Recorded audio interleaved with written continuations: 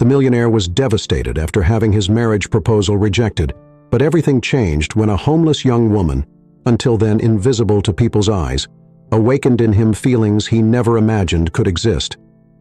But before we dive into the full story, let me know where you're watching from and what time it is now. Subscribe to the channel and let's get started. Chloe felt the cold creeping up her legs even through the few layers of clothing she wore. It was early evening, and the wind swept through the block decorated with Christmas lights and ornaments like icy blades.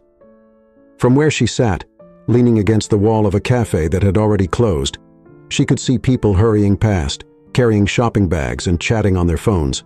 The display window beside her still showcased sparkling ornaments that made her smile, reminding her of childhood Christmases filled with music and the scent of cookies, and a warmth that now seemed so far away. Despite all the discomfort, Chloe's face retained a glimmer of hope. Perhaps it was her naturally optimistic personality that kept her from succumbing to despair, or maybe it was the certainty that somewhere, opportunities still awaited discovery. Every so often, she extended an empty mug, hoping someone might drop a few coins or offer any help that could provide her with a meal for the evening. Snowflakes began to fall, and the colorful lights reflected on the damp asphalt, creating a scene that for many would feel almost magical. But from Chloe's perspective, the Christmas charm carried a weight of uncertainty, cold, and a deep yearning for change. While staring into the distance, imagining what it would be like to have a warm place to spend the night, she noticed a tall, well-dressed man stepping out of an imposing building across the street. He wore a suit, his jacket open despite the biting cold, and was loosening his tie as if he desperately needed air. His expression held something Chloe immediately recognized: sadness, not a fleeting melancholy, but an intense pain that seemed to weigh down every step he took. The sight stirred something in her heart. Chloe wasn't afraid to approach strangers, especially when she sensed a deep sorrow in their eyes. As he crossed the street distracted, he narrowly avoided being hit by a taxi that screeched to a halt. The driver cursed, but the man seemed numb, lost in his thoughts. Chloe impulsively stood up, clutching the mug to her chest, and watched the stranger pass by without noticing her. Yet something about his demeanor awakened her compassion. She approached cautiously, not wanting to startle him. What could she say to someone she barely knew? Perhaps a simple "good evening" or a gentle inquiry would suffice. Chloe decided to take a chance with a timid greeting. "Hey, are you all right? You seem a bit shaken." The man stopped and looked up at her for the first time. His gaze was lost, full of anguish. He held a small velvet box in his fingers, which Chloe guessed was a gift or a piece of jewelry. His eyes glistened with restrained tears. He took a deep breath before replying, "No, I'm not all right at all." Chloe nodded. There was no way to feign surprise. It was clear the man was devastated. Summoning her courage, she continued, "Do you want to talk? Sometimes it helps to get things off your chest." He hesitated, glancing around. The street was still bustling, but no one seemed to notice the two of them amidst the holiday rush.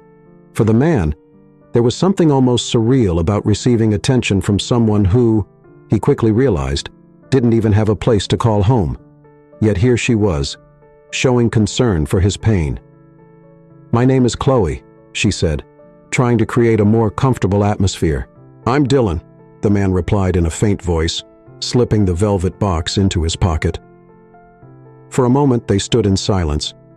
Dylan looked at the young woman with dark skin, much younger than him, dressed in a worn coat that barely shielded her from the cold. Snow dusted the end of her hair, yet her face exuded a surprising serenity. He asked, curious and slightly worried, "Are you out here in this cold with nowhere to go?"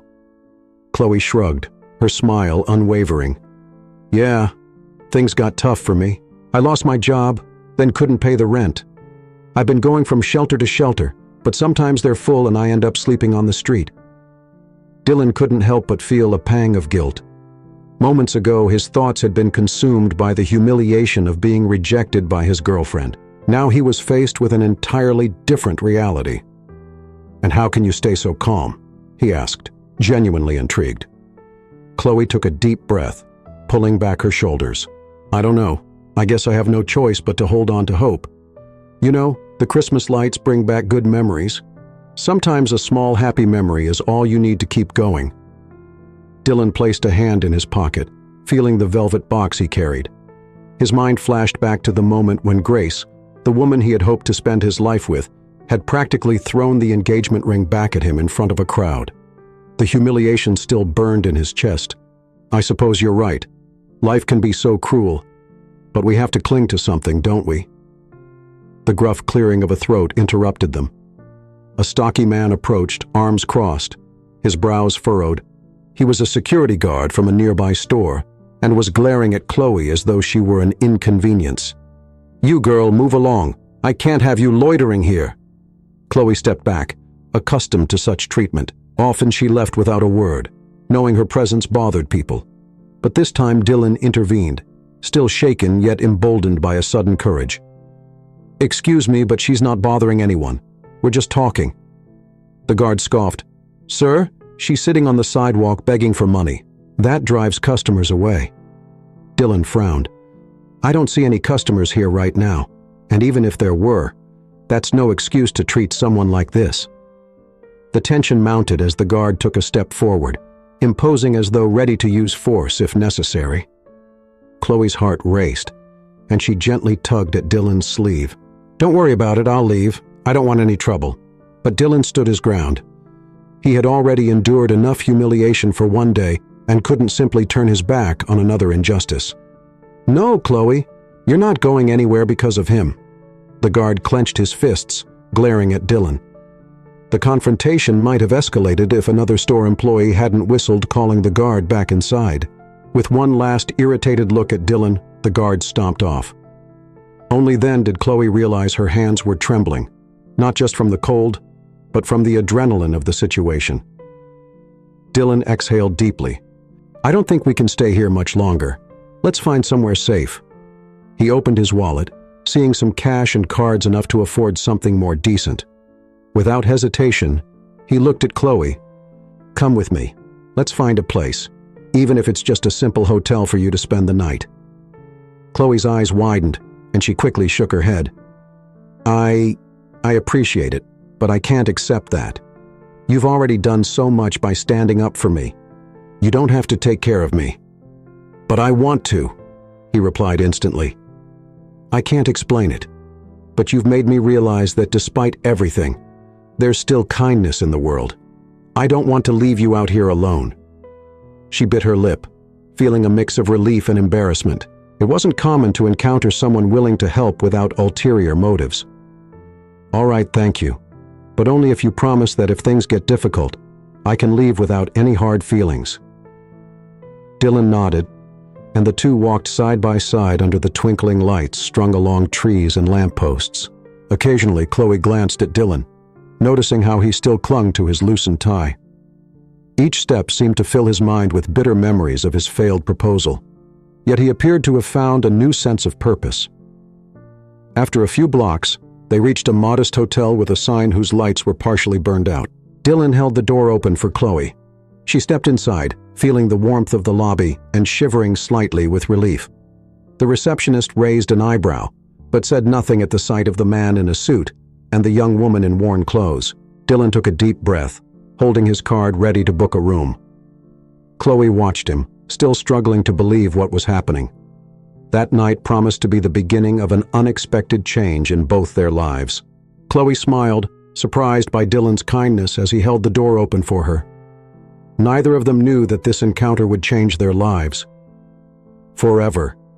Chloe couldn't hide her fascination as she stepped into the small hotel's lobby. The warm air inside was a sharp contrast to the biting cold outside, a simple detail that made all the difference for someone who had spent so many nights exposed to the elements. Her body began to relax, though she remained wary.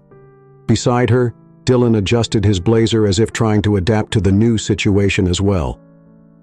The receptionist, a middle-aged woman with glasses hanging from her neck, gave the unlikely pair a curious glance as they approached the desk. "Good evening," Dylan said almost in a whisper. "I'd like a room, please." The woman glanced him up and down before turning her gaze to Chloe, noting her worn, stained clothes evidence of hardship and scarcity. Chloe blushed, feeling awkward while Dylan pulled out his wallet. He started to hand over his card, but the receptionist hesitated for a few seconds before responding. Her eyes held a million unspoken questions. "But of course, we have a room on the second floor. It has a double bed and a small heater." Chloe immediately shook her head, feeling the need to clarify. "No, I just need a place to sleep. I don't want to be a bother." Dylan, noticing her discomfort, took a deep breath and exchanged a determined look with the receptionist. "Put it in my name, please." The woman typed some information into an old creaking computer and returned the card. Dylan signed the receipt as Chloe avoided eye contact, still unused to relying on others. In recent times, she'd learned to fend for herself, and the sudden change made her uneasy. Once the payment was completed, Dylan grabbed the key and gestured for Chloe to follow him down the softly lit hallways. The room was modest, illuminated by a simple bedside lamp. A small piece of furniture stood next to the bed, and an old tube TV rested on a wobbly table. The air carried a mix of mold and disinfectant, but to Chloe, it felt like a palace compared to the freezing streets. She glanced at Dylan, who watched her from the corner of his eye, the key still in his hand. I don't know how to thank you," Chloe said in a soft voice, avoiding direct eye contact. "There's no need to thank me. After all, you helped me too," Dylan replied, offering a faint smile. "Helped you? Me?" She frowned in disbelief. "I barely have a place to stay." He shrugged, moving toward the window. The curtains were tattered but managed to block out some of the streetlight's glow. "Actually, you gave me something no one else has today. Empathy." Chloe recalled how she had approached him on the sidewalk, sensing his pain. Indeed, she had insisted he open up to her even as a stranger. Perhaps that had meant more to Dylan than she realized. "Make yourself comfortable," he said, gesturing toward the bathroom. "Take a shower, rest. I'll wait outside in the hallway if you don't mind." Her face lit up at the mention of a hot shower. It had been far too long since she'd seen a decent one. She was eager to wash away the grime that seemed to cling to both her skin and her spirit. "All right, but you don't have to stay out there too long. It's cold." "I'll manage," he replied with a slightly awkward wink before stepping out and closing the door. Chloe locked herself in the bathroom. The warm water cascading from the shower brought an unexpected sense of renewal. She closed her eyes, and for a few minutes imagined her life heading in a different direction, free from uncertainty. She let the water wash away, not just the dirt, but also a fraction of the fear she carried. Meanwhile, Dylan paced the hallway, his thoughts troubled. He remembered Grace, her hands pushing away the ring he had chosen so carefully. He could still feel the weight of her rejection, but now something else gnawed at him. Why hadn't Grace cared at all about making a scene during a Christmas celebration in front of others? The public humiliation was hard to swallow. He reached into his pocket and pulled out the velvet box, almost opening it before stopping himself. A few minutes later, the door to the room opened. Chloe reappeared, a towel wrapped around her hair and wearing a clean t-shirt and sweatpants Dylan had hastily bought from the lobby shop while she finished her shower. She looked like a different person, rested with glowing skin and a relieved expression, but her gaze still carried a hint of apprehension. "I don't know how to thank you for these clothes," she said, lightly tugging at the sleeves. "It's been so long since I've had anything new." "I'm glad they fit. I just guessed your size," Dylan admitted, stepping closer to hand her a jacket he'd also purchased. Chloe slipped on the jacket, hugging it to feel the soft fabric. It was amazing to have something so simple yet so precious. "Do you want to talk a bit about what happened earlier?" she asked, fixing her hair. "You mentioned a rejection." He sighed, sitting on the edge of the bed with his palms resting on his knees. "It was Grace. I was going to propose to her. Actually, I did, and she said no in front of her friends in the middle of a Christmas toast." Chloe's heart tightened. She had seen rejection on the streets, but this kind of pain was different. "I'm sorry." "It's funny," Dylan continued with a humorless smile. "I worked so much I didn't even notice how cold things had gotten between us. I thought I could fix everything with an expensive ring." She nodded thoughtfully. Maybe she wanted more time and attention than a ring, right? He ran a hand through his hair, still unsure how to process it all. Yeah, I think I got so caught up in work. My boss demanded so much and I just kept going. I wanted success, his approval. It cost me my relationship. Chloe grabbed the plastic chair resting against the wall and sat across from him. From what little I know of you, you seem like a good person. Maybe you just prioritize the wrong things, but that doesn't mean you don't deserve love. Dylan offered a small smile, recognizing the sincerity in her voice. It was fascinating how someone in such a precarious situation could have such a generous heart. Thanks for saying that. She fell silent for a moment, as if gathering the courage to share her own story. My problem was a bit different. I worked as a waitress in a diner. Then the owner had to cut costs, and I was the one who got let go. After that, paying rent became impossible. Nobody rolls out the red carpet when you lose your job. Dylan nodded, his attention genuine. And you didn't have help from family or friends? Chloe shook her head, looking away. My dad died when I was little, and my mom, well, we're not close. To be honest, I didn't want to be a burden. I ended up in this cycle where I couldn't get back on my feet. The brief silence between them was heavy with empathy. Dylan felt an even stronger desire to help her, not out of pity, but because he saw a rare strength in her, a courage to face life that he wasn't sure he had. Let's go downstairs for some food, Dylan suggested, trying to lighten the mood. This place must have a working diner, Chloe agreed. They took the creaky old elevator that groaned with every floor. When they arrived at the small diner in the lobby, they found a simple counter and a few empty tables. The tired-looking cook prepared sandwiches for each of them, accompanied by hot soup that felt like a feast in the cold weather. They spoke little during the meal, exchanging occasional glances and small smiles. Chloe was aware that Dylan was still haunted by Grace, while he wrestled with a whirlwind of new emotions. As they were finishing, Dylan's phone buzzed on the table. He frowned at the screen. It was his boss. The notification showed the subject line of an urgent email.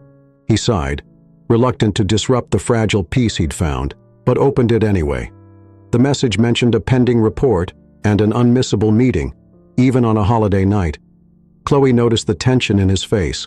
Work email? Dylan nodded, glaring at the phone as if it were an enemy. They never let up. They think the world revolves around spreadsheets and contracts. She set down her utensils, leaning across the table.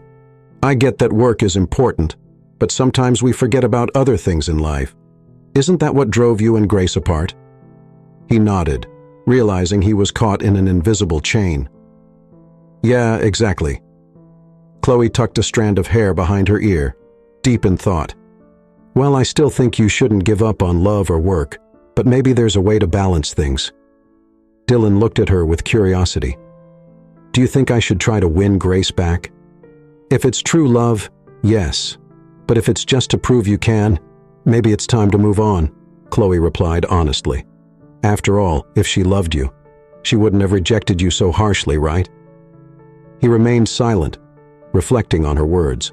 It felt strange to receive romantic advice from someone he just met, especially someone in such a precarious situation. Yet Chloe's perspective made sense. By the end of their conversation, Dylan's expression seemed lighter, as if a puzzle piece had finally clicked into place. He made one last suggestion before they returned to their rooms.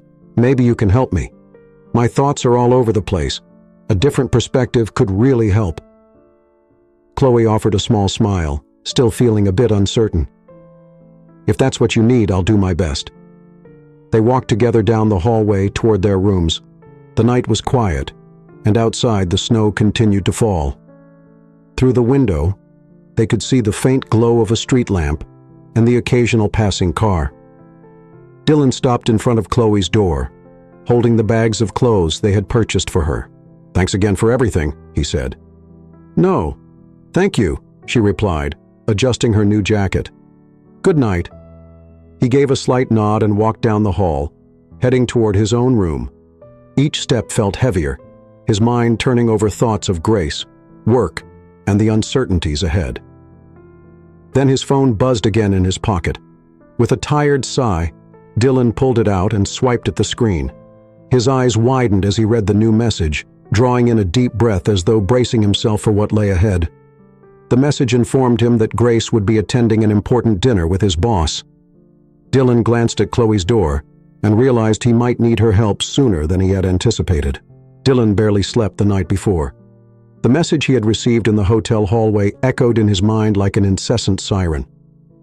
The dinner was set for the following week, with confirmed attendance from Grace and, of course, his boss. Always demanding, always ready to judge, he had spent the rest of the night staring at the ceiling, wondering why he still hoped to resolve the situation in a way that wouldn't leave him even more broken. By the time he finally managed to drift off, the first rays of sunlight were already casting shadows on the curtains. Early in the morning, he left his room and headed straight for Chloe's. He knocked softly, uncertain if she was still asleep. A few feet away, a housekeeper with a cleaning cart eyed him suspiciously, but he simply offered an awkward smile, waiting for Chloe to answer. When the door finally opened, she was rubbing her eyes, trying to focus on his face. "Is something wrong?" she asked, sounding concerned. Dylan shook his head but remained tense. "Not exactly, but we need to talk. I've just confirmed that my boss and Grace will be at a very important dinner next week.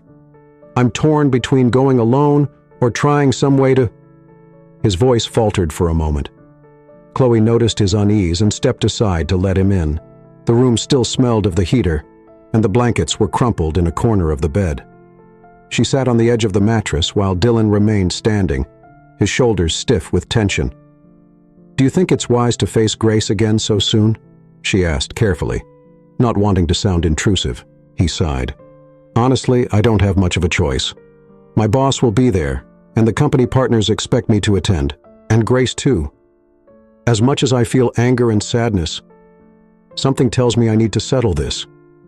Maybe I'll try to win her back, or maybe I just want to prove that I've moved on. I'm not sure yet." Dylan stared at the carpet, his expression conflicted. Chloe clasped her hands in her lap, uncertain how to help him. Deep down, a pang of insecurity tugged at her. What did she, a homeless girl, have to do with a world of millionaires, lavish dinners, and business contracts? "And what can I do to help?" she ventured, though the thought of getting directly involved made her anxious. "You know, ever since that night I've been thinking, you have this way of helping me see things more clearly."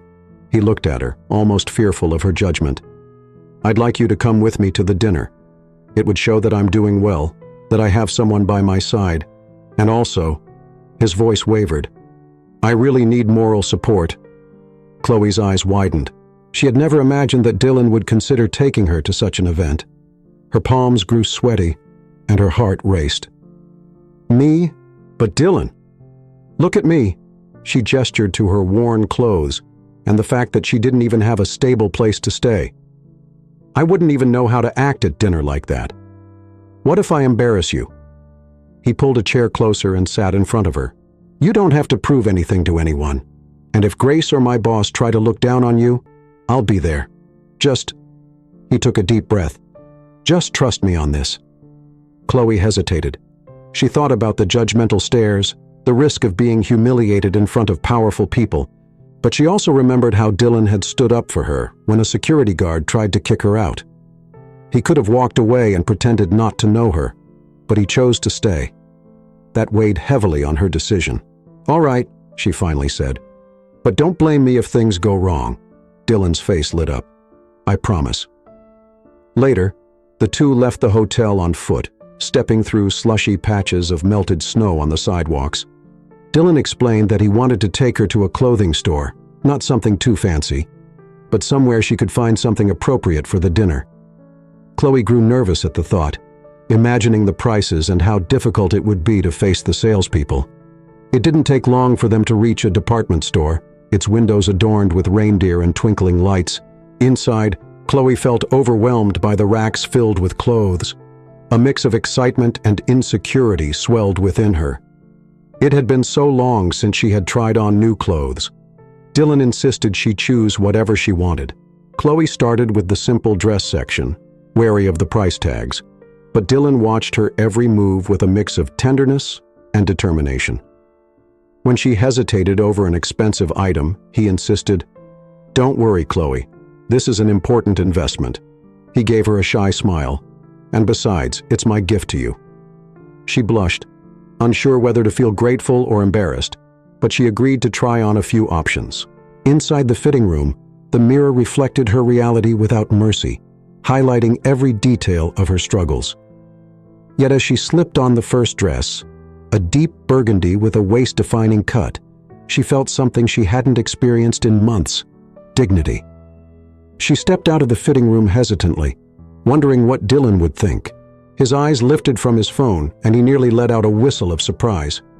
"You look..." He smiled genuinely. "Beautiful." She smiled back, bashful. "Thank you." After choosing a few more items, they added shoes, accessories, and a jacket to their haul. Chloe tried walking in high heels in the shoe section but nearly stumbled, eliciting a hearty laugh from Dylan and an embarrassed giggle from herself. She clung to his arm for balance. "I'm not used to this," she murmured, laughing at herself. "Don't worry, you'll do great," he reassured her. Their moment was interrupted when Dylan's phone rang. He answered it, glancing at Chloe from the corner of his eye. On the other end, his boss's stern voice emphasized the dinner's importance and casually mentioned that Grace would be wearing her finest gala dress.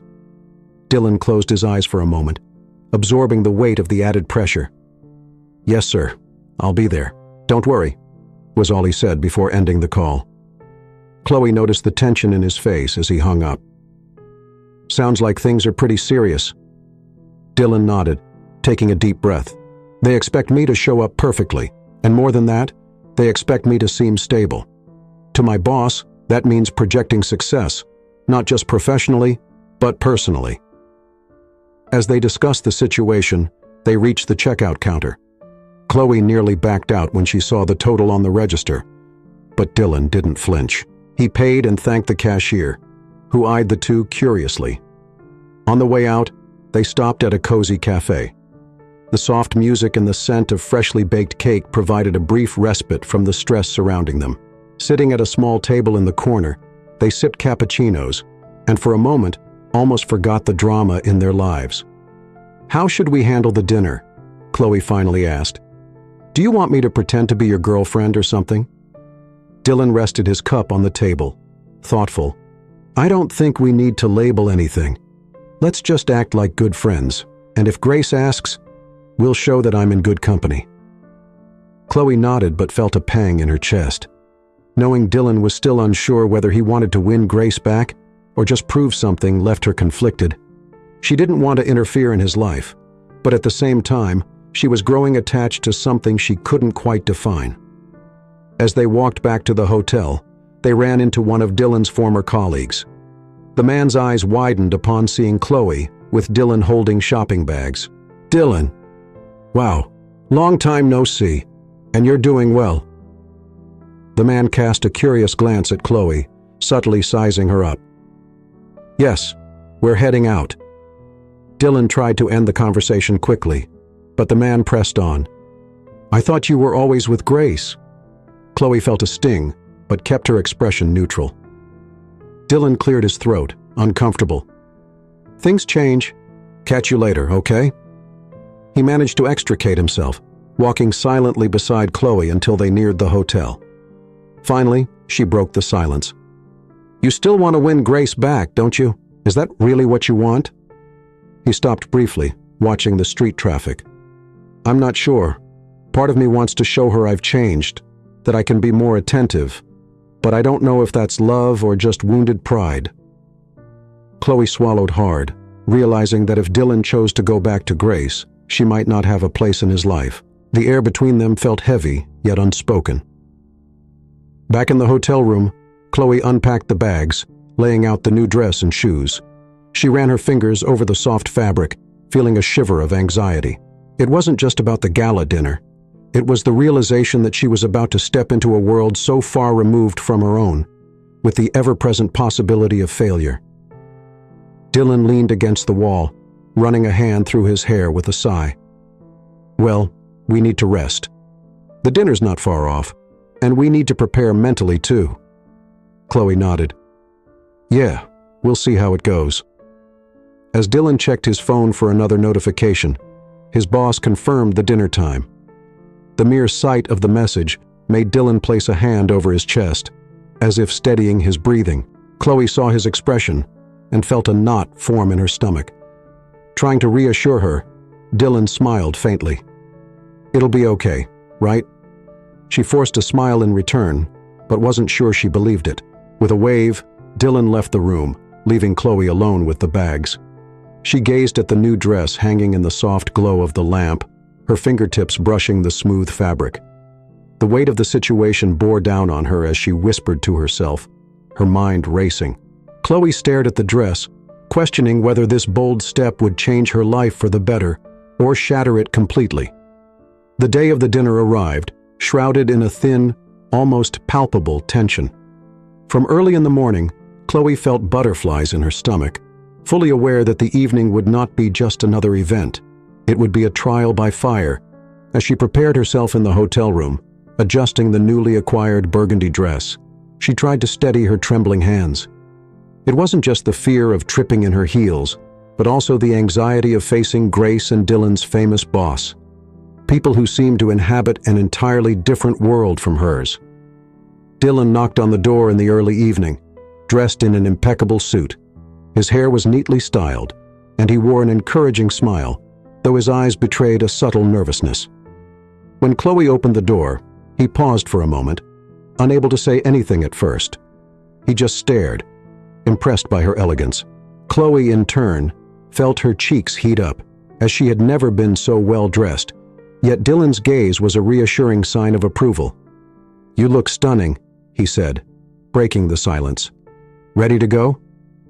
"Ready as I'll ever be," Chloe joked, glancing down at the heels she wore with a hint of insecurity. "I can't promise I won't trip, but I'll do my best not to embarrass us." He chuckled and offered his arm. "If you stumble, I'll catch you." They descended to the hotel reception, crossing the lobby where the familiar receptionist gave them a curious smile. Outside, a car sent by Dylan's company awaited them, making Chloe catch her breath at the realization of how formal the evening would be. Once seated in the plush back seats, the gentle yet powerful hum of the engine filled the air as they left the modest hotel entrance behind.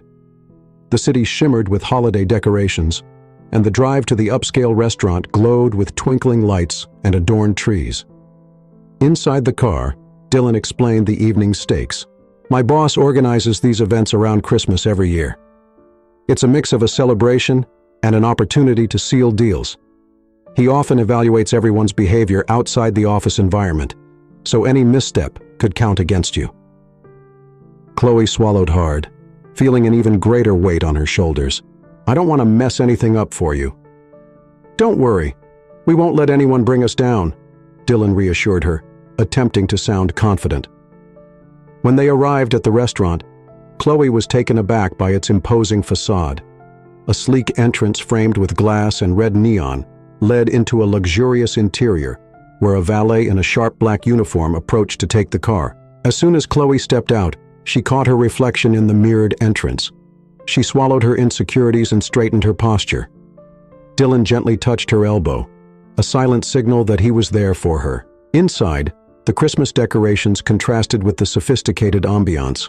Crystal chandeliers hung from the ceiling, and dark upholstered furniture complemented the pristine tablecloths laid out with precision. Soft holiday music played in the background, enhancing the elegant atmosphere. As they entered the grand hall, some eyes turned their way. Chloe's heart raced, but she tried to remain composed. Dylan spotted some colleagues from a distance, offering polite nods. Suddenly, a familiar female voice sounded behind them. "Dylan, what a surprise to see you here so early." It was Grace, wearing an elegant blue dress with a neckline clearly designed to attract attention. Her perfectly styled hair and calculated smile signaled her intent to make an impression.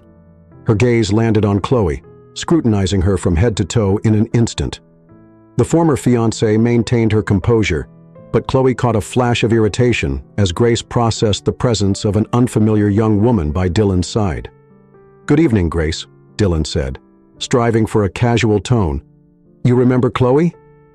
Chloe offered a small smile and nodded politely. "Hi, Nice to meet you." Grace gave a dry smile, quickly diverting her gaze.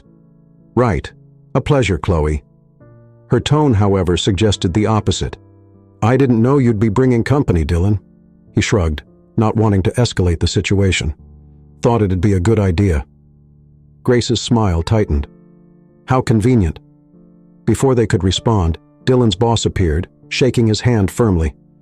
The man with a sharp suit and a stern demeanor, framed by thin-rimmed glasses, cast a fleeting glance at Chloe, but didn't linger on her. Instead, he focused on Dylan. "I hope you're enjoying yourself. Tonight is crucial. Important contacts are present. We need to present a united front, you understand?" Dylan nodded, suppressing discomfort. "Of course, sir. I understand." The boss moved on to greet others, and Grace gestured for Dylan and Chloe to follow her to the reserved table, strategically placed with a view of an illuminated garden. The spot oozed sophistication. Fine glassware, floral arrangements, and impeccably placed cutlery. Chloe stayed close to Dylan, acutely aware of Grace's watchful eyes dissecting her every move. Conversations at the table revolved around business deals, numbers, and projects. Chloe listened quietly, trying not to disrupt the flow. Occasionally, Dylan whispered reassurances to her, asking if she was okay. "Everything's great," Chloe lied, not wanting to add to his worries. But inside she felt out of place, as though walking on eggshells to maintain the brittle air of cordiality. As the evening wore on, Grace took every opportunity to dominate the conversation, laughing at the boss's jokes and dropping hints about her insider knowledge of the company's plans. Chloe noticed Dylan tense up whenever Grace made pointed comments about his past absence, implying it had been the reason their relationship failed. At one point, Chloe excused herself to visit the restroom, eager for a brief reprieve from the oppressive atmosphere. When she returned, she found Grace seated next to Dylan, leaning toward him with a familiar air. The boss watched from a distance, his expression unreadable. Grace shifted slightly upon Chloe's return but couldn't resist a snide remark. "Hope you're enjoying the evening, Chloe. I imagine events like this aren't your usual scene, are they?" The insinuation was unmistakable. Chloe felt heat rise to her cheeks, but forced herself to stay composed. "No, not really. This isn't my usual environment." "I thought so," Grace replied, pursing her lips condescendingly. Dylan noticed the tension and stepped in. "Grace, what exactly are you implying?" She gave a smug smile. "Oh, nothing. Just curious about how Chloe's adjusting to formal settings. Some behaviors, after all, require refinement." Chloe clenched her fists under the table but maintained her posture. "We all have our first, don't we?" Grace's smile faltered, while a few of Dylan's colleagues exchanged uneasy glances. The evening unfolded with mounting tension, culminating in Grace's barbed comments and Dylan's ultimate decision to confront her and defend Chloe in front of everyone. As they left the restaurant under the cold December sky, the weight of the evening and its potential repercussions hung heavily over them. Chloe, despite her insecurities, felt a flicker of gratitude for Dylan's unwavering support. The day after the disastrous dinner, the atmosphere felt even heavier for Dylan. He spent most of the morning staring at his phone, seeing numerous missed calls and messages from his boss. Some were short and direct, while others revealed a growing fury over the way Dylan had stormed out of the restaurant the previous night. A few words were enough to make it clear that the lack of professionalism and the scene wouldn't be forgotten anytime soon. Chloe, on the other hand, tried to remain discreet. She woke up first, went down to the hotel cafeteria for a simple breakfast, and returned to the room without making a sound.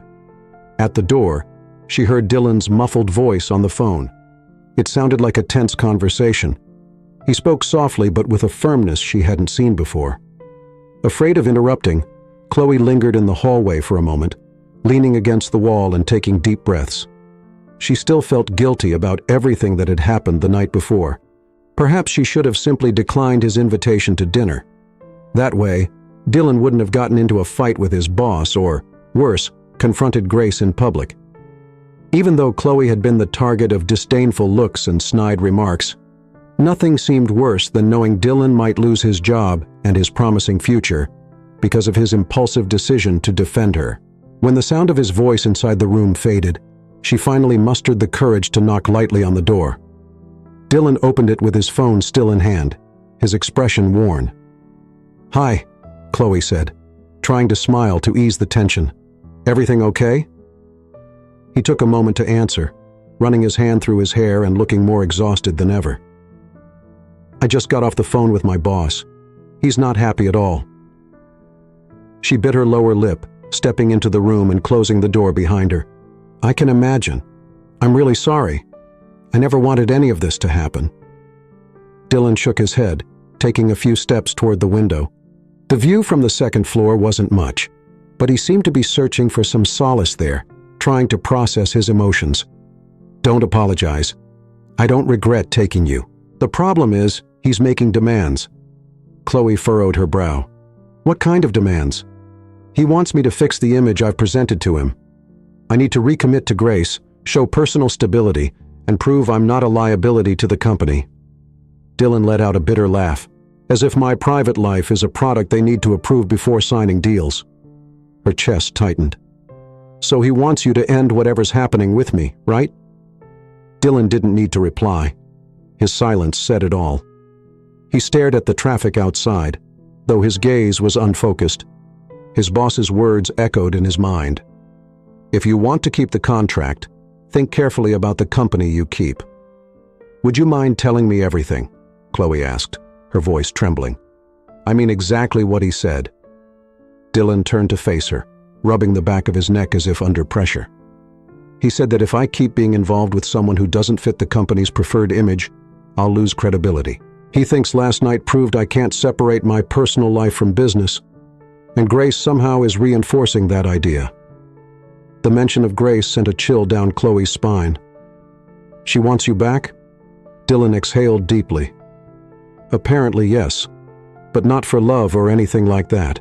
She made it clear her interest lies in maintaining the status she's always had. The boss knows that with Grace by my side, the company can maintain its power couple image. Organized lives, everything perfect, that kind of facade." The entire situation felt suffocating for Chloe. She began pacing the room, rubbing her hands together. She feared being a burden in Dylan's life. He had a future, connections, and a career to protect, while she struggled just to keep a roof over her head. If it weren't for her, would his relationship with his boss be better and the negotiations smoother?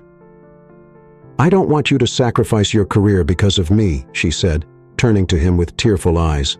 "You've worked your whole life to get here. I can't be the reason you lose it all." He shook his head, stepping closer. "This isn't your fault. I'm the one who doesn't want to give in to his blackmail. But maybe it would be better if I stepped away, so you can sort things out." Her voice cracked at the end. Dylan placed his hands on her shoulders, looking her in the eyes. "Look, I don't know what I'm going to do yet. The contract is huge. It could give me the financial independence to start my own business someday. But I can't stand the idea of pushing you away just to look clean and ready to reconcile with Grace." She held back tears, nodding slightly. "I don't want you to feel pressured. I just want you to do what's best for you." He lowered his head, still holding her shoulders. His boss's words rang in his ears, but so did Chloe's earlier sentiment. Don't give up on love or dignity. There was an internal conflict. Dylan felt torn between protecting what he'd built and staying true to himself and to Chloe. "Let's go for a walk. I need to clear my head," Dylan said, releasing her gently. They went downstairs to the hotel lobby where the central heater created a cozy atmosphere. Stepping outside would mean facing the cold, but that seemed like the least of their worries. They wanted to escape before their thoughts overwhelmed them further. However, just as they approached the revolving door, the glass handles swung open and, to their surprise, Grace walked in, dressed in a sophisticated coat, every strand of her hair meticulously styled as if she were ready for a formal meeting. Grace's gaze immediately landed on Chloe with a hint of disdain. Then she turned to Dylan, smiling with practiced confidence. "Well, I knew I'd find you here. We need to talk." Dylan's face hardened, but he remained composed. "Grace, what are you doing? You can't just show up like this." She shrugged, feigning ignorance of his discomfort. "I just came from a meeting with your boss. He asked me to talk to you. We want to resolve this issue without any more scandals." Chloe's heart raced. If she'd felt guilty before, she was now certain that Grace was there to apply pressure. "What kind of resolution are you looking for?" she blurted, unable to contain her curiosity. Grace, lifting her chin, gave Chloe a once-over as if she were invisible. "Well, Dylan and I need to get back on track. The boss believes there's still room for us, especially now that a major contract is on the line. This is no time for image crisis." She said us, so casually, as if Chloe wasn't standing right there. Dylan, irritated, crossed his arms. "Are you even listening to me? I'm not interested in getting back together with you." Grace made a mock pity face, as if she felt sorry for him. "Stop being so stubborn. You know very well that we're a power couple, admired by everyone, and that reflects positively at work. This whole thing with—" She cast a venomous smile toward Chloe. "This girl is just holding you back." Chloe felt a sharp pang in her chest. Being called "this girl" made it clear that Grace considered her insignificant, like an insect to be crushed. She wanted to retort, but held back as she saw Dylan take a deep breath. "Grace, that's enough. You have no idea how I feel. I'm not going to fake a perfect relationship just to please my boss or anyone else." Grace rolled her eyes, impatient. "Fine then. You prefer to lose the big contract, lose your position in the company, just to stay with a homeless girl? No offense, but that doesn't seem like a smart choice." Chloe swallowed hard, her face burning with shame and anger. She wanted to protest, but the words wouldn't come out. Dylan opened his mouth to respond, but Grace continued, looking directly at Chloe. "Look, Chloe, this isn't personal, but Dylan has a brilliant career ahead of him. Don't you think it would be better to step aside and let him move on?" The sense of humiliation was immediate. Chloe felt as if the ground beneath her feet had vanished. For a moment, she thought Grace might be right. Was it selfish to stay by Dylan's side and watch his career fall apart? Dylan, however, stepped closer to Grace, his restrained anger clear. "Don't say that again. You have no right to tell her what she should or shouldn't do." Grace stepped back slightly, but maintained her haughty demeanor. "I'm just trying to help you, Dylan. I can erase this incident and help you shine again. You still want to negotiate with important investors, don't you? So tell me, is she worth losing everything for?" Chloe couldn't bear to hear more. Tears welled up, and a lump formed in her throat. She approached Dylan, touching his arm. "I'm going to the room. Let you two talk alone." "No, Chloe, stay here," Dylan said, noticing she was on the verge of breaking down. Grace, however, smiled triumphantly at Chloe's shaken reaction. Let her go. She got the message. For a few seconds, Chloe hesitated, but chose to walk away. She feared hearing more insults or witnessing a conversation that would end in ultimatums. Avoiding Dylan's gaze, she hurried toward the elevator, her heart pounding and tears threatening to spill. That encounter made her feel even smaller than before. Meanwhile, Dylan stood frozen, watching Chloe disappear toward the rooms.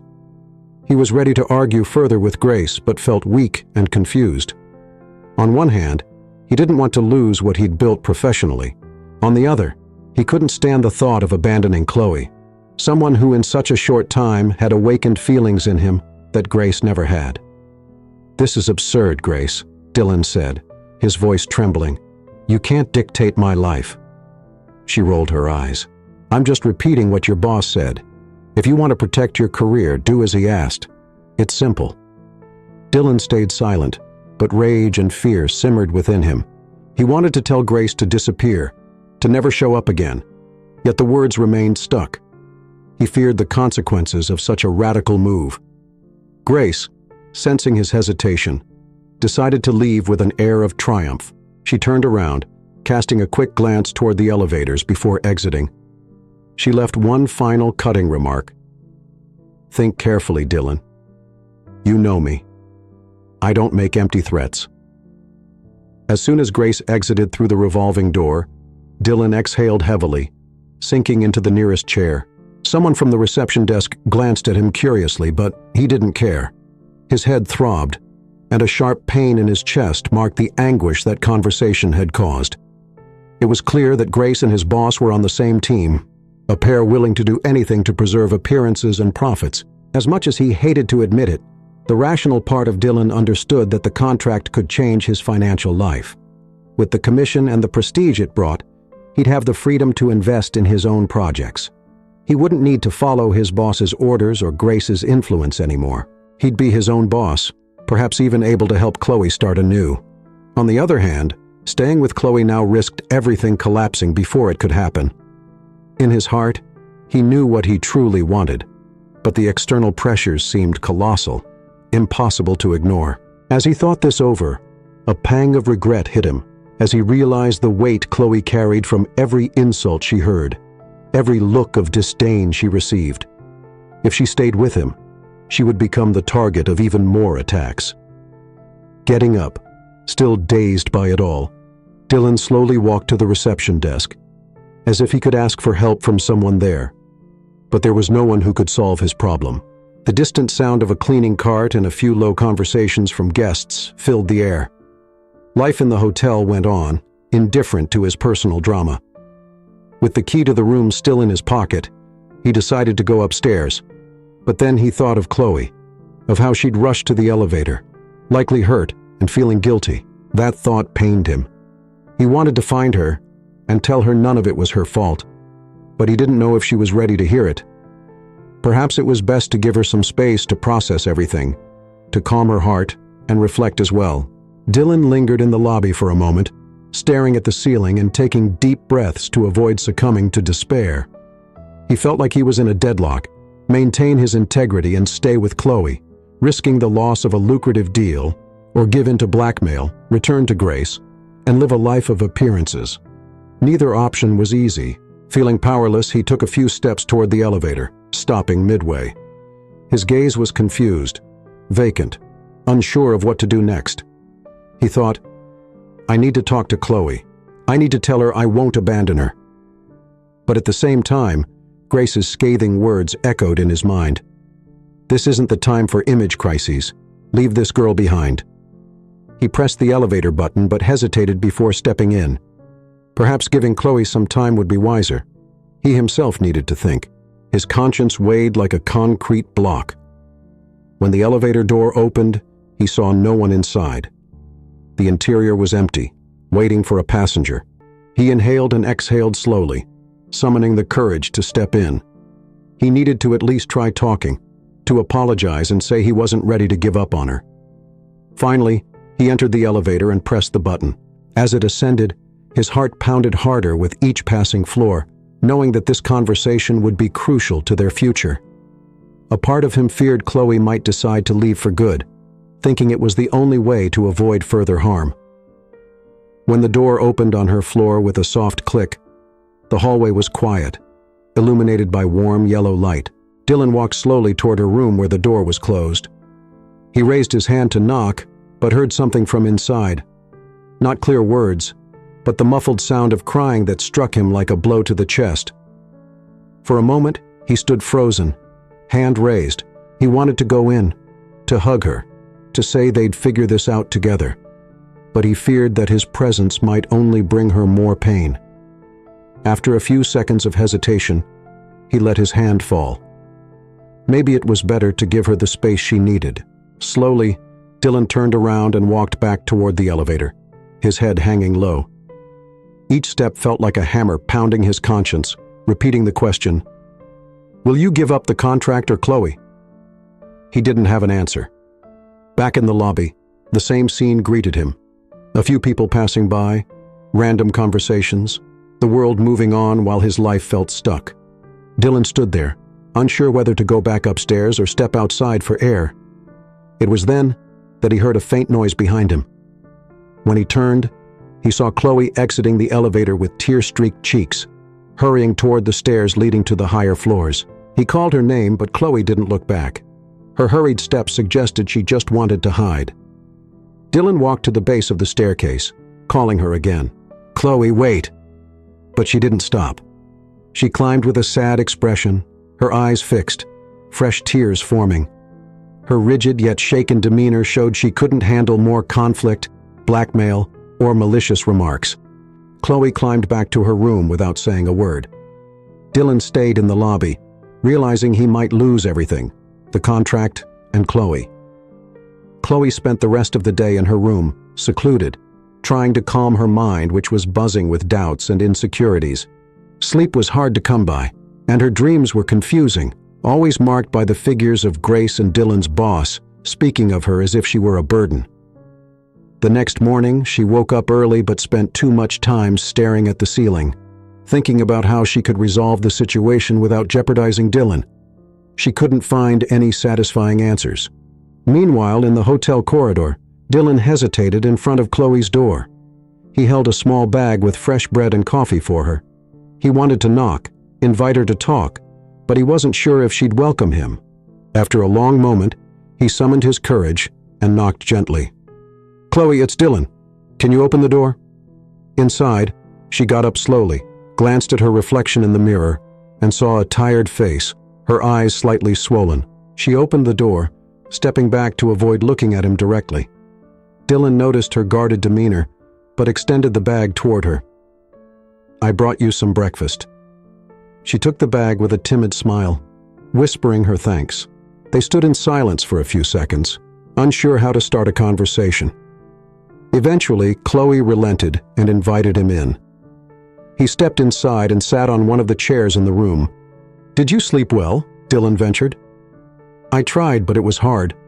My mind just wouldn't stop," Chloe replied, sitting on the edge of the bed and placing the bag beside her. "And you? How are you?" He sighed in frustration. "I got more messages from my boss. He's setting up another meeting, kind of an informal dinner to discuss reviving the negotiations. He wants me to go with Grace." "Of course." Chloe looked away, wringing her hands in her lap. "I think you should go. It's important, right?" "It's not that simple. You know what he really wants," Dylan said, gesturing vaguely.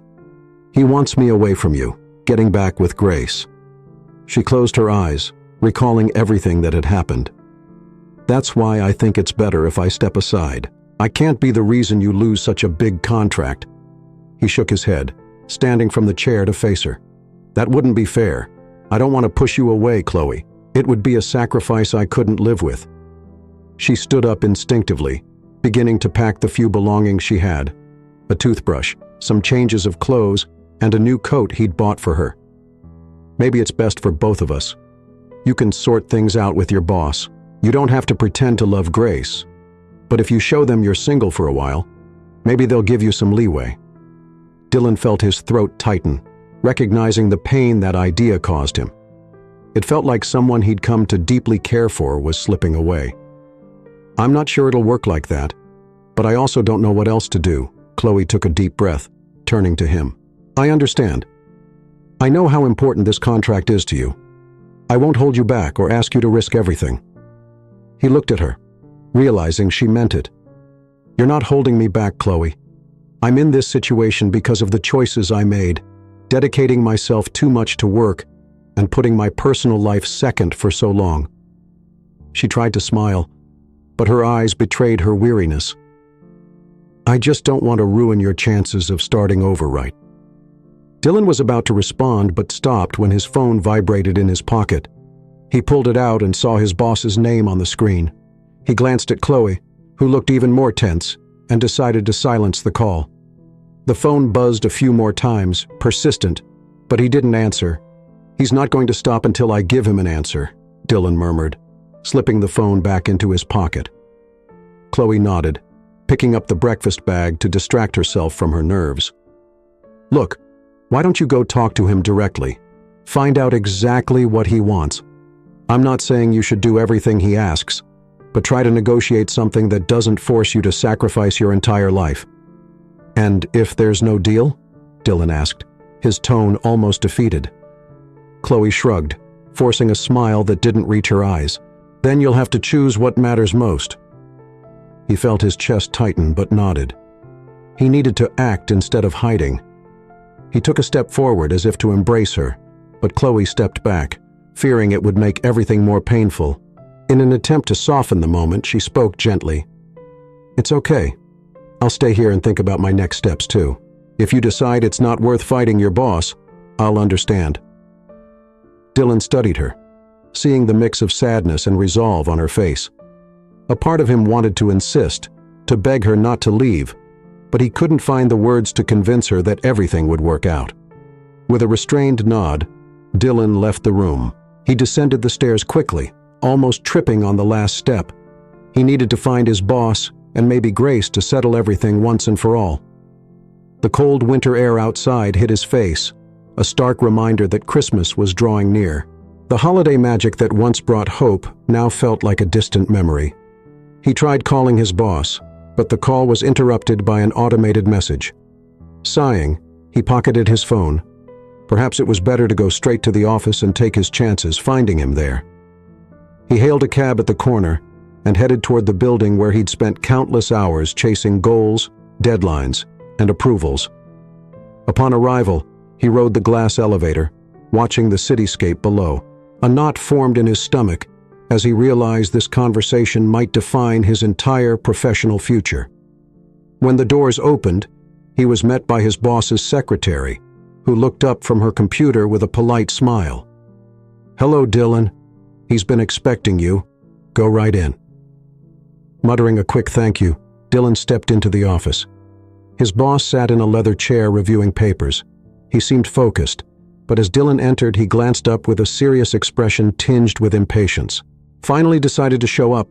I thought you might not come today," the boss remarked, setting his pen down. "Take a seat." Dylan obeyed, his legs feeling unsteady. He remained silent, waiting for his boss to begin. It didn't take long. "Look, we've got a problem. That dinner was a disaster and you know it. I heard about the scene at the end. Leaving with that girl in such a dramatic way, making everyone uncomfortable. It didn't reflect well on the company or our clients." Dylan began to explain, but his boss raised a hand to cut him off. "I'm not here for excuses. I'm here to tell you we need to fix this today. The partnership with PJ Investments is on the line. They need assurances that you're reliable, someone who delivers on promises and stays fully focused on business." "And what exactly do you want me to do?" Dylan asked, his voice slightly shaky. His boss leaned forward. "You know what needs to be done.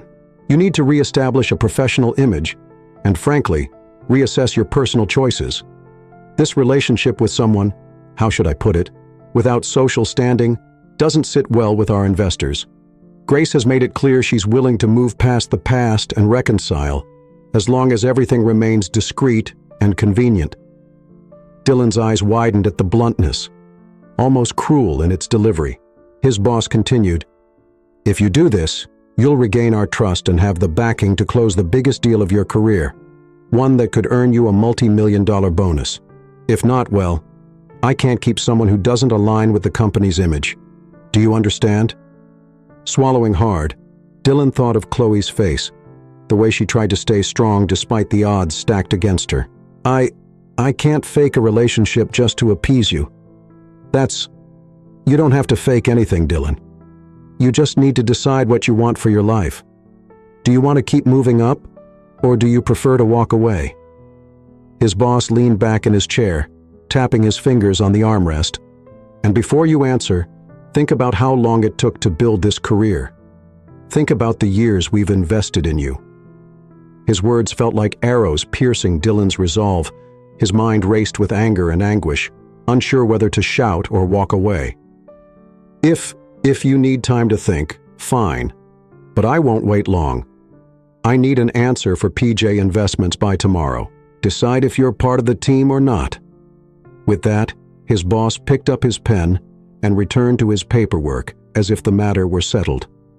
Dylan sat frozen for a moment, searching for something, anything to say, but nothing came.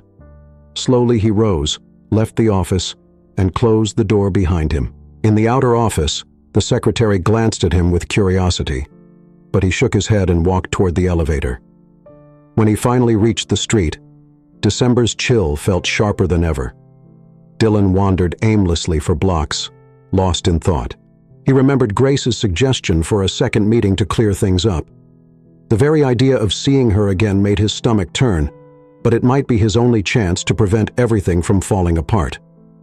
After walking without direction, he hailed a cab and returned to the hotel. On the way, his phone buzzed with a message from Grace. "I hope you spoke to him. I'm waiting for your call to confirm how we'll present ourselves tomorrow." Dylan let out a bitter sigh, thinking of Chloe. Was she packing her bags to leave for good? The thought tightened his throat. When he arrived, he paid the driver and stepped into the hotel. In the lobby, an unwelcome sight greeted him.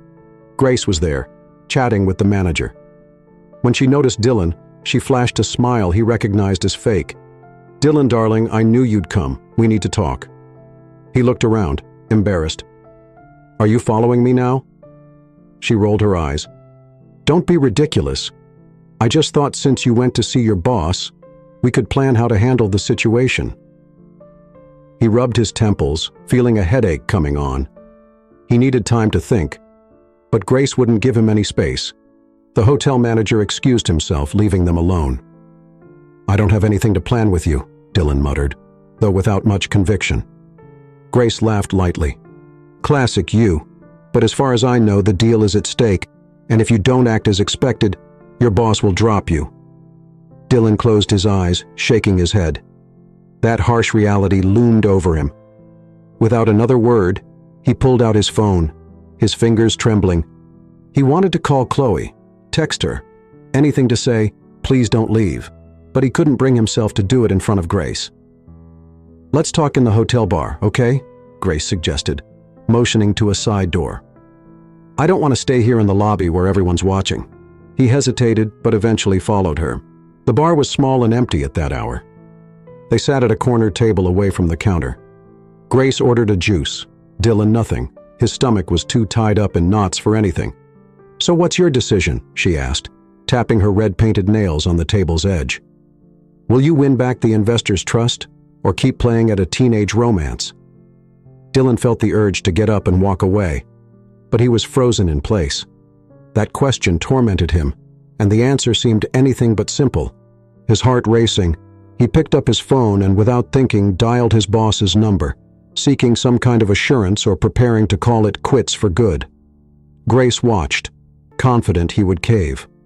The phone rang a few times before his boss's harsh voice answered.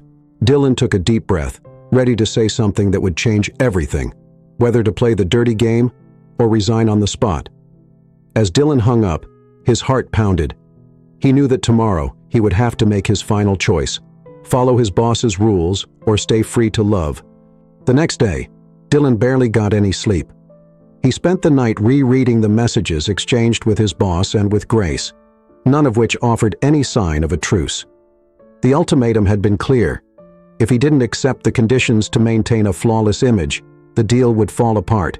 Worse, he would lose both his job and his reputation. Despite having turned off his phone the day before, he knew he couldn't keep running away.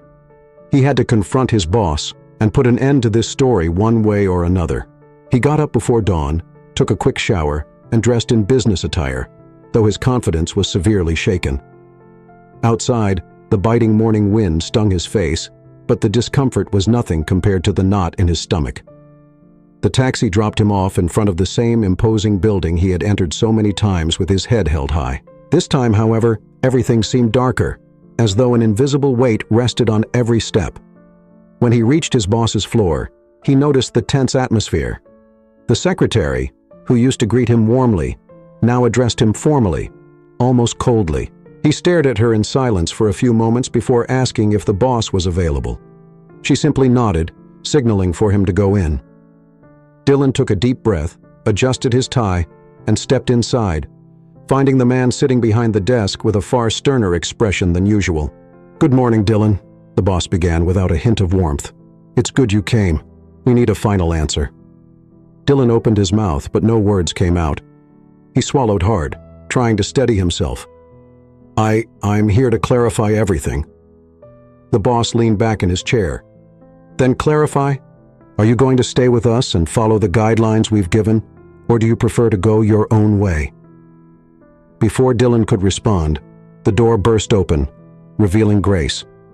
She walked in with determined strides, as if she owned the place, carrying a folder of documents and a controlled smile. The startled secretary appeared behind her, apologizing for not announcing the visitor. The boss waved her off dismissively, and Grace approached.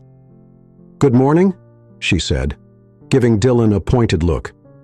"Sorry to interrupt, but I thought it would be better if we were all together for this conversation." Dylan felt the blood drain from his face. This wasn't part of the plan. He looked from his boss to Grace, realizing they had set a trap. She placed the folder on the desk, opening it with deliberate precision, as the boss observed with silent approval. "It seems we don't have a definitive decision yet," Grace added, turning to Dylan. "So I'll help make things clear." She pulled out some printed pages and began presenting them like a slideshow. Dylan recognized one of them, a photo of Chloe sitting on the sidewalk wrapped in a tattered blanket. Others showed Chloe in front of the hotel wearing her simple clothes, and even a candid shot of Dylan and Chloe entering the hotel room they were staying in.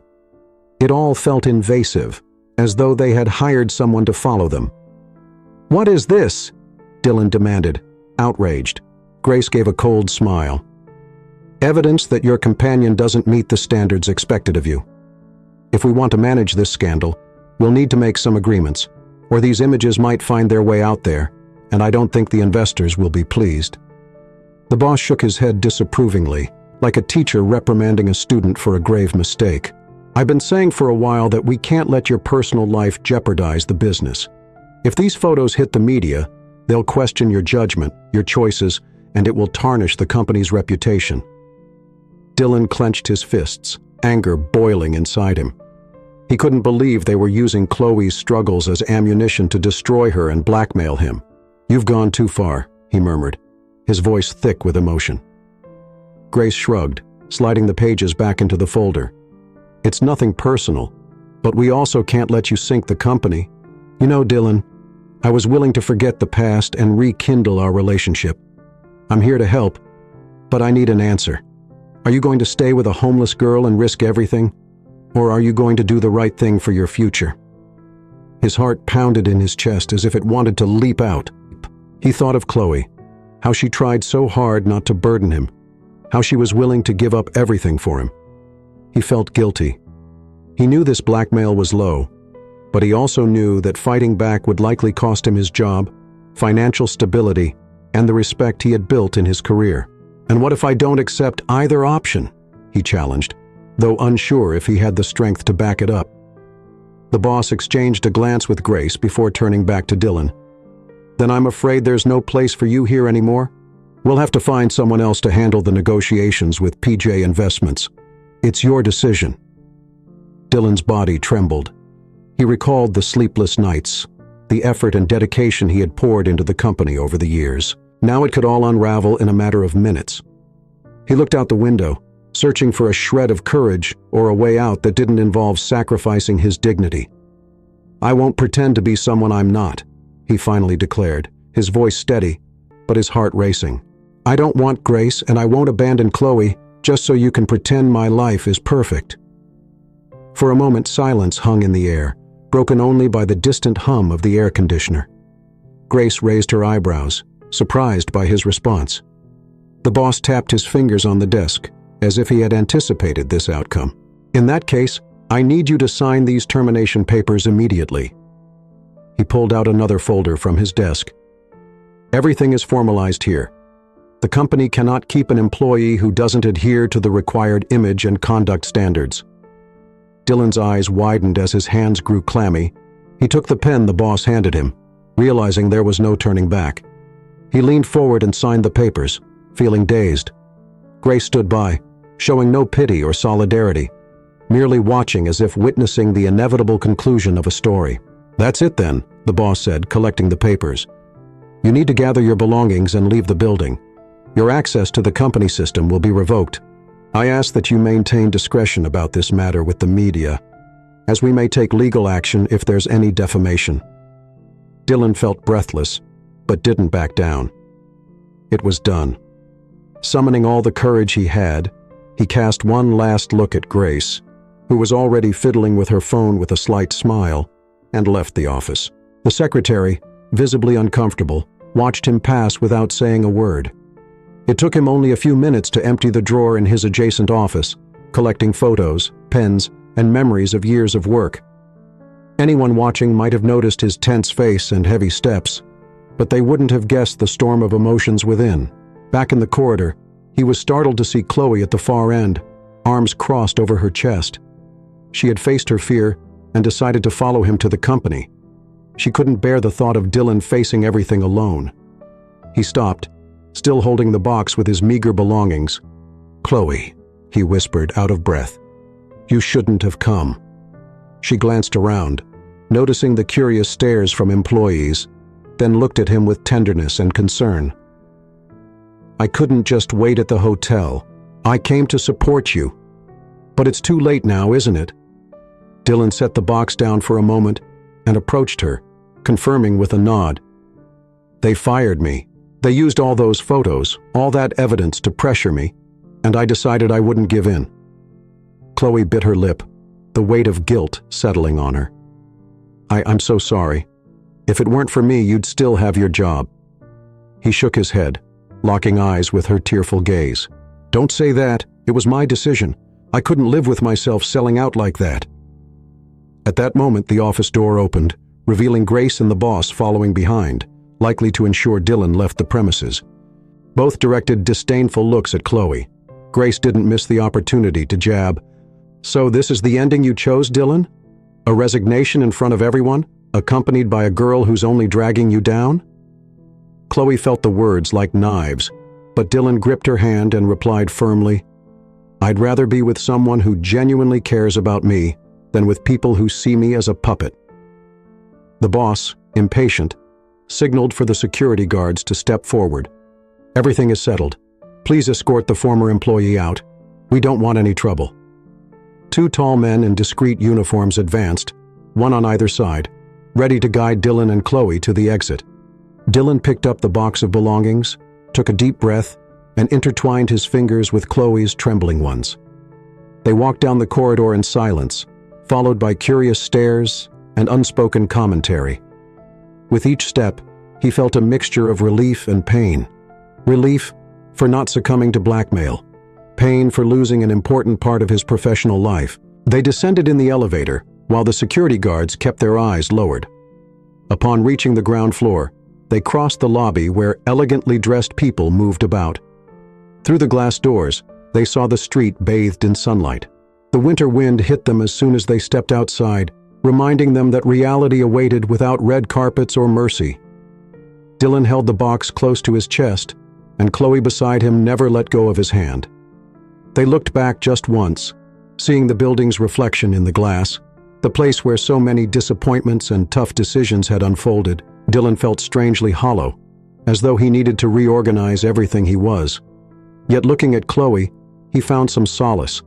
At least this was a choice he had made from the heart. And so Dylan and Chloe left the building, dazed, jobless, and with their reputations in tatters. Christmas, which was supposed to bring hope, now seemed further away than ever. Dylan and Chloe walked away from the building with hesitant steps, the cold street breeze hitting their faces like a cruel reminder that there was no turning back. The city continued its frenetic rhythm, indifferent to their drama. The glow of Christmas lights strung across lampposts and stores now seemed like a painful contrast to the emptiness they felt inside. They looked at each other, uncertain about where to go. They had lost almost everything that had once given them a semblance of security. Dylan's job, the reputation he had spent years building, and even the faint hope that everything would resolve without major fallout. Chloe pulled her coat tighter around her, trying to shield herself from the cold and hide the trembling of her hands, which betrayed her anxiety. "Where do we go now?" she asked, her voice fragile. Dylan glanced around, feeling the box with his few belongings grow heavier with each passing second. "I have no idea, but we can't just stand in the middle of the street. Let's head back to the hotel, at least for tonight." She nodded in silent agreement. Neither had the strength to argue or propose a better plan. They hailed a taxi at the curb, and the driver, noticing their somber demeanor, asked no questions during the ride. Chloe watched the urban landscape pass by through the window, as if searching for a spark of inspiration for the future. When they arrived at the hotel, the receptionist greeted them with a polite smile, though her expression betrayed a hint of concern. Perhaps she noticed Dylan's weary face and Chloe's tired demeanor. They went straight up to their room without exchanging words. Inside, Chloe hung up her coat and arranged her few belongings in the corner, while Dylan placed the box on the bed. "I'm so sorry for everything," she said softly, almost in a whisper, playing with a strand of her hair, her expression contrite. "I know I've said it a few times already, but I can't help it." "It wasn't your fault," Dylan insisted, his gaze fixed on the window. "You were by my side, but it was my choices that brought us here." She approached him, lightly resting her hand on his arm. "Even so, if I hadn't come into your life, maybe—" He turned to her, gently holding her hands. "Maybe I would have stayed miserable and complacent, not realizing I didn't want that lifestyle anymore. You helped me see there are other possibilities." Chloe gave a small smile, though she still looked worried. They stayed in that position for a few moments, feeling each other's breathing, until Dylan stepped away and sat on the edge of the bed. "I need to figure out a new path," he confessed. "I worked at that company for years, but now it's all gone. And honestly, maybe it's an opportunity to start something different, without so many constraints." She pulled up a chair and sat facing him, crossing her legs. "Do you have any idea what you'd like to do?" He sighed, deep in thought. "I've thought about starting my own business, something that wouldn't force me to sacrifice my personal life for impossible targets. But it's a dream I never took seriously, because I was so focused on climbing the corporate ladder." Chloe's eyes lit up with curiosity. "What kind of business?" "Consulting, maybe. I have experience in negotiation, management, dealing with major clients. But I need capital, a plan, someone to believe in me." She nodded, her energy lifting a little. "Isn't there anyone you know? A former professor? A smaller investor? Anyone who might take a chance on your skills?" Dylan remained silent for a moment, searching his memory. "Well, there's an old mentor who helped me early in my career. He always encouraged me not to get stuck in corporate molds. I think we're still in touch via email." Chloe gave a timid smile. "Why not send him a message? It doesn't hurt to try. The worst he can say is no, right?" He agreed, standing to retrieve his laptop from the box of belongings. He sat at the small desk in the corner, plugged it in, and as he waited for the system to boot up, he felt a faint glimmer of hope. Chloe watched him from across the room, twisting a strand of hair around her finger, silently rooting for something positive to come of it. "While you do that, I'll see if I can grab us a snack. I don't know about you, but I'm starving," she said, getting up. Dylan nodded, smiling gratefully, then turned his focus back to the computer. It felt odd to write an email with his mind racing, but he tried to keep it concise. He greeted the mentor, explained his departure from the company, and shared that he was seeking new opportunities. He detailed his skills, experience, and his desire to start a consultancy focused on small to medium-sized clients, free of toxic corporate pressures. He asked for the mentor's opinion, unsure if he would receive a prompt response. A few minutes later, Chloe returned with 2 sandwiches wrapped in paper and 2 cans of soda she had gotten from the hotel's restaurant. Dylan thanked her, accepting one of the sandwiches and taking a distracted bite as he kept glancing at the laptop screen. "Did you send the email?" she asked, curious. "I did. Now we wait to see if he reads it and replies. I have no idea if he still uses the same email or if it's active." Chloe unwrapped her sandwich, savoring the simple but comforting aroma of toasted bread. "Even if he doesn't reply, we can always try other people.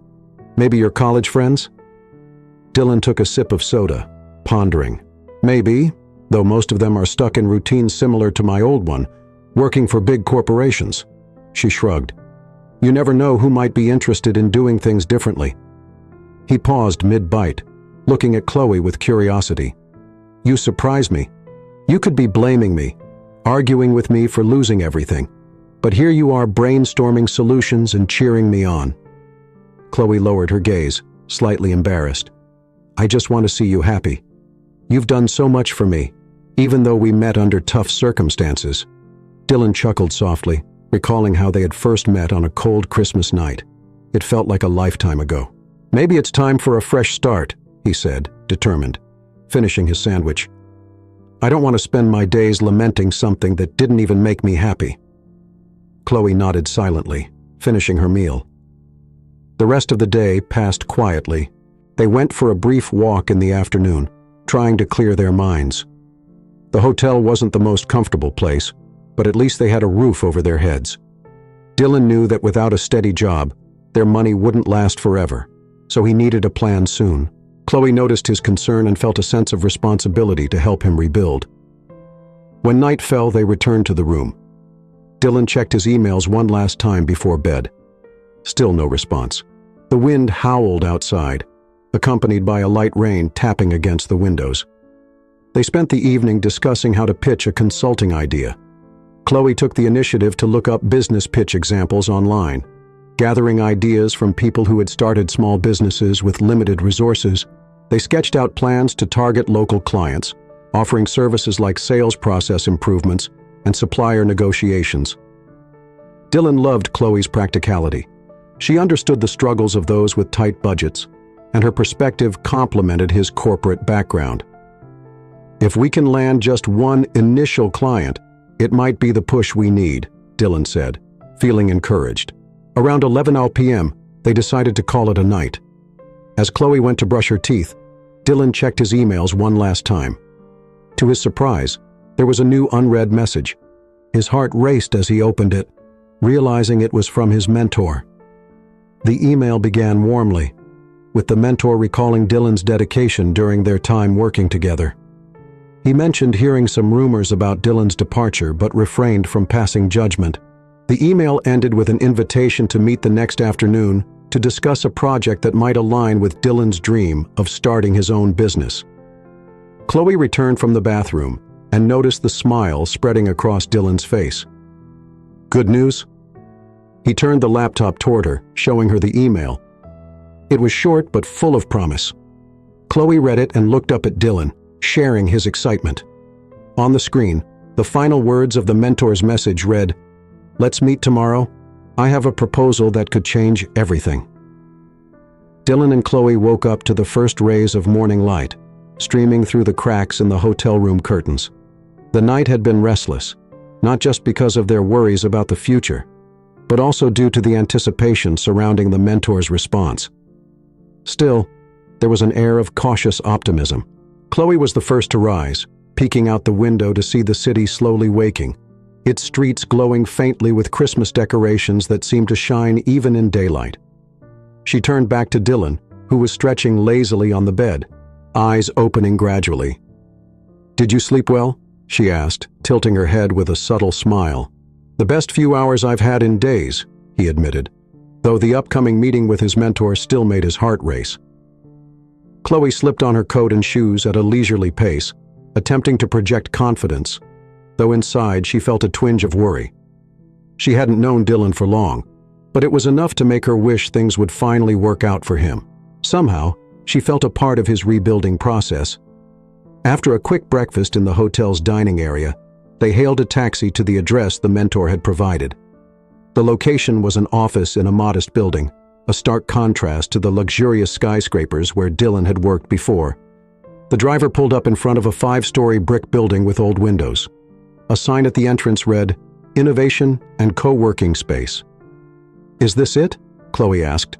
Her curiosity piqued as she studied the unassuming yet welcoming facade.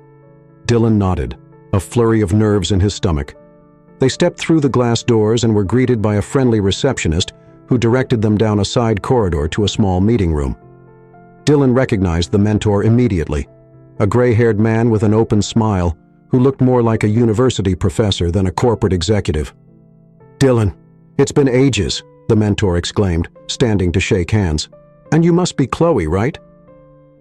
Chloe nodded, surprised he knew her name. Dylan must have mentioned her in his email, and it seemed the mentor had remembered every detail. "It's a pleasure to meet you," she said, sensing the positive energy in the room. The meeting room was modest, scattered tables, a coffee machine in the corner, and colorful framed prints on the walls. At the back, A whiteboard was filled with scribbles about projects and deadlines. The mentor pulled out chairs for them to sit and offered coffee, which they both accepted to ease the tension. "I'm glad you reached out," the mentor began, his eyes fixed on Dylan with genuine warmth. "I heard rumors about your departure from the company and figured it was only a matter of time before you sought an independent path." Dylan gave a cautious smile.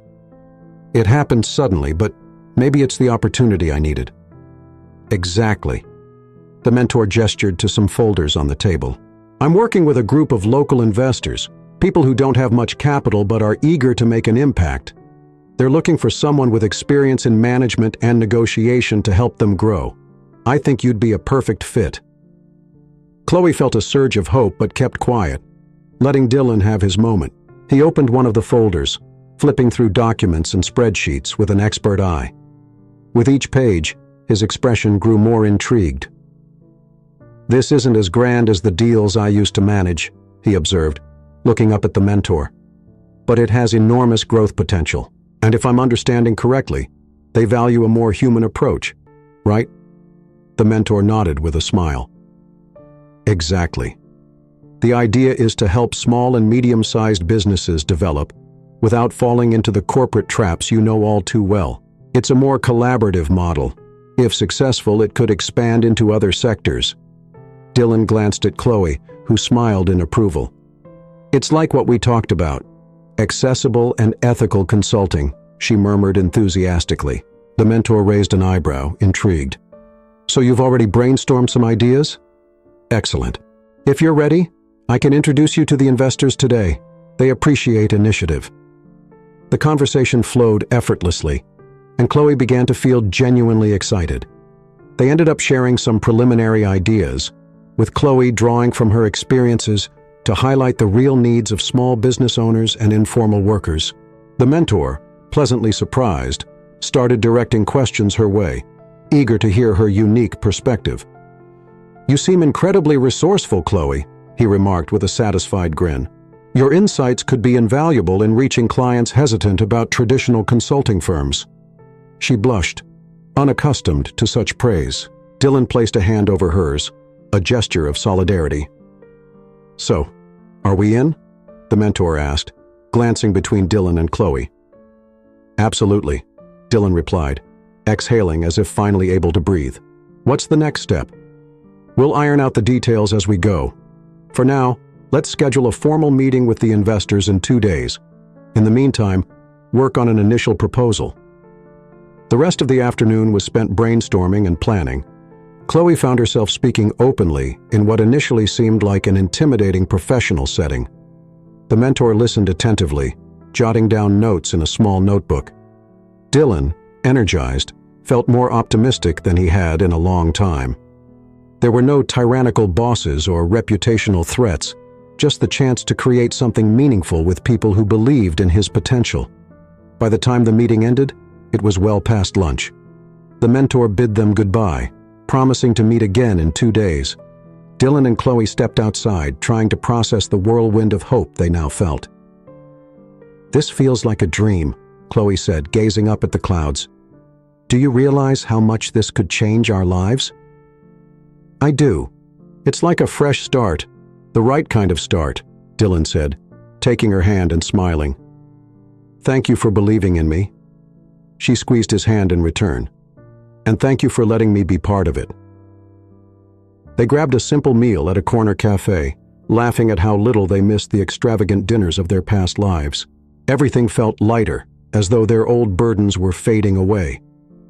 Unbeknownst to them, however, Grace was still monitoring Dylan, unable to accept that he might rebuild his life without crawling back to the company. She had begun plotting with his former boss to sabotage his new venture. For now, Dylan and Chloe remained blissfully unaware of the shadow looming over their newfound hope. Instead, they spent the evening sketching out budgets and brainstorming names for the consulting firm. At a newsstand, Chloe picked up an entrepreneurship magazine for inspiration, while Dylan leafed through success stories of people starting from scratch. It bolstered his resolve even more. But as they neared the hotel, Dylan's phone rang, displaying an unknown number. He hesitated before answering. expecting it to be from the co-working space or a potential client. Instead, there was silence on the other end, followed by a distorted voice whispering something unintelligible before the line went dead. "That was strange," he muttered, frowning. "Probably just a wrong number." Chloe shrugged but couldn't shake a faint unease. Something about the call felt off, like a warning.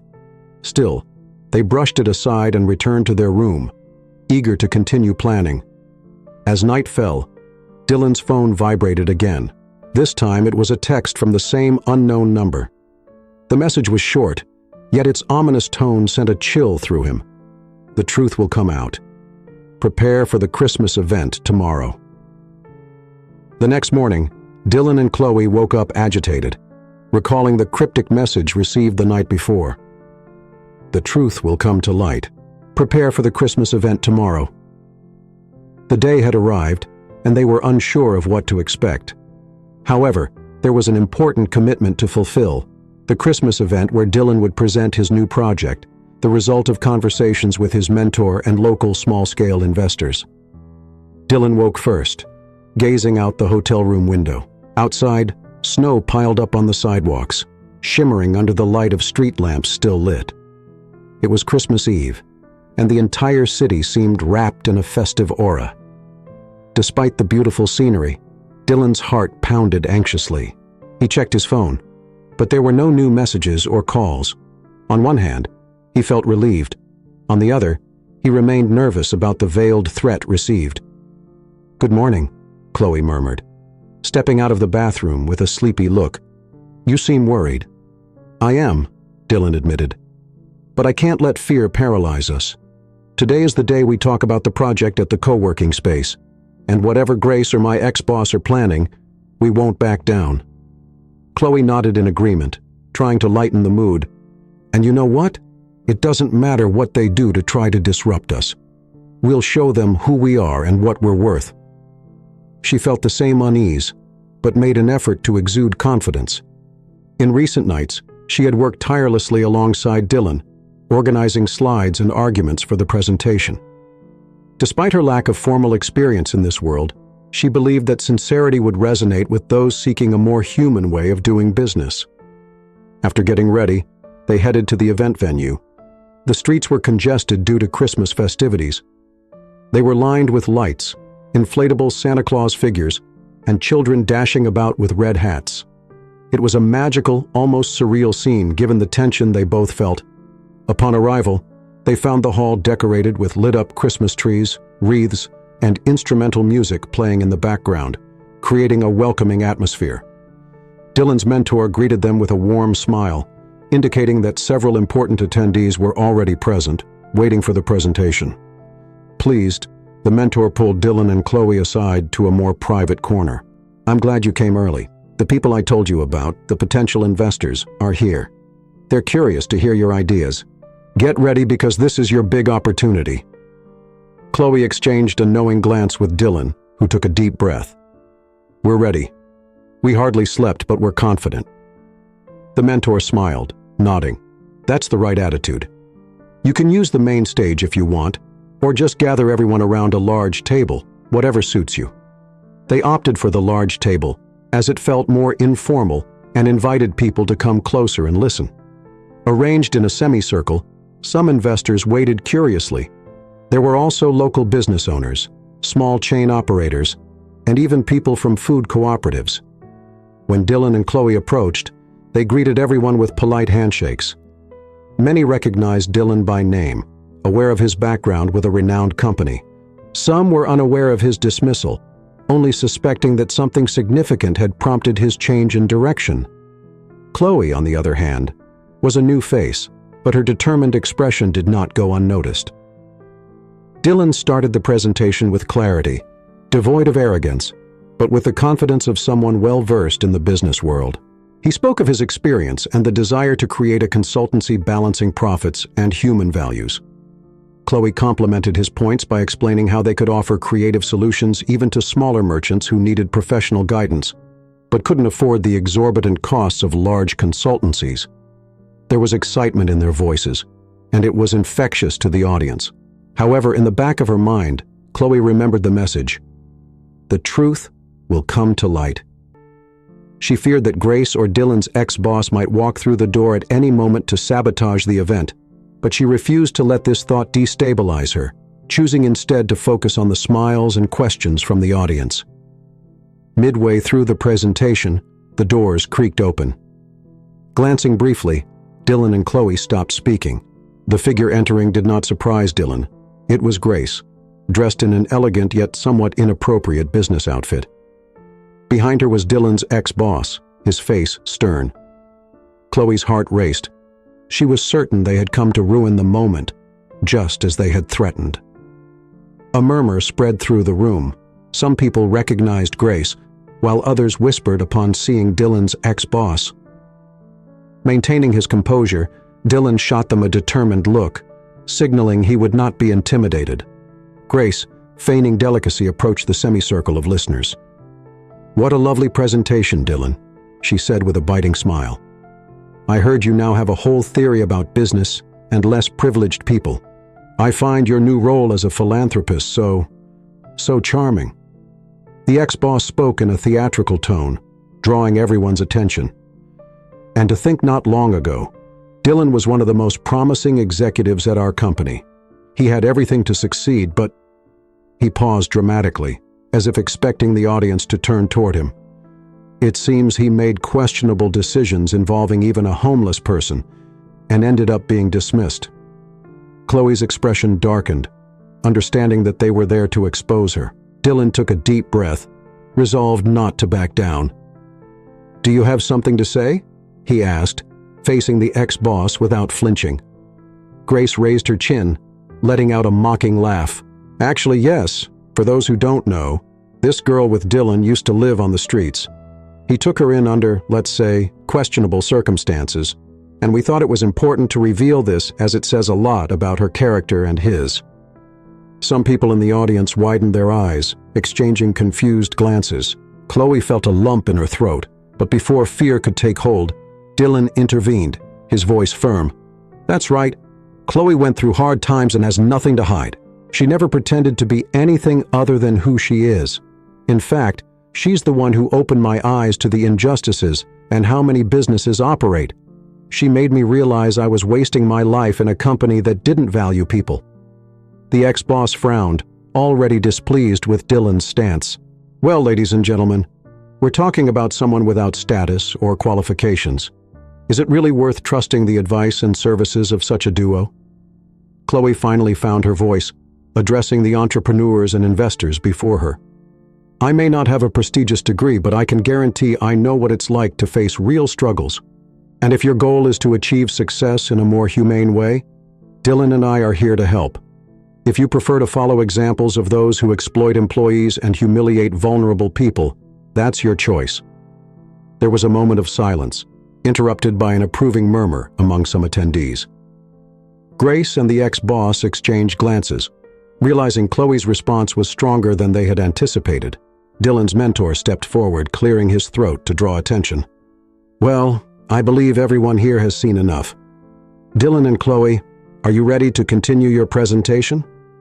If so, let's return to our seats and hear more about your consultancy."